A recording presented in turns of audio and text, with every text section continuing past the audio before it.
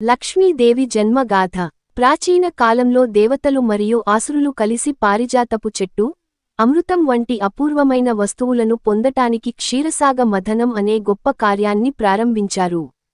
దేవతలు మరియు రాక్షసులు మంతర పర్వతాన్ని మదనంగా ఉపయోగించి, వాసుకిని తాడులా వాడి సముద్రాన్ని మదించడం మొదలుపెట్టారు.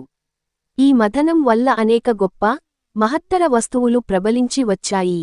అవి కొన్ని: కామధేను, ఇష్టమైనవన్నీ ఇస్తున్న గోవు; ఐరావతం, ఇంద్రునికి చెందిన గజం; కలపవృక్షం, పారిజాత వృక్షం; ఉచ్చైశ్రవసు, ఒక దివ్యశక్తిమంతమైన గుర్రం; వరుణకుంభం, దేవతల కోసం దివ్యమైన మద్యం; చంద్రమా, చంద్రుడు స్వయంగా; లక్ష్మీదేవి. ఇలా ఎన్నో అద్భుత వస్తువులు మథనంలో బయటకు వచ్చాయి.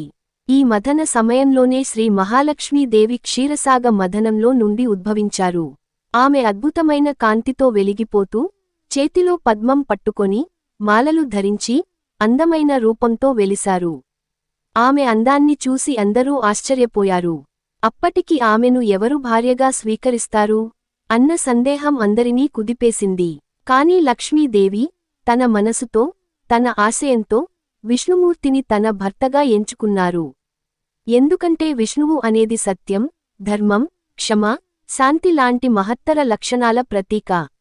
ఆమెతో పాటు ధనం, ఐశ్వర్యం, శుభం, శాంతి వంటి అనేక దివ్యగుణాలు కూడా ఈ లోకానికి వచ్చాయని పురాణాలు చెబుతున్నాయి.